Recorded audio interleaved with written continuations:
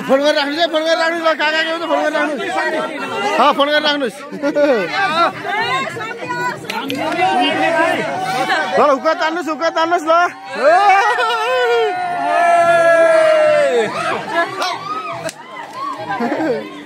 हुक्का तानिया है, हुक्का तान्ने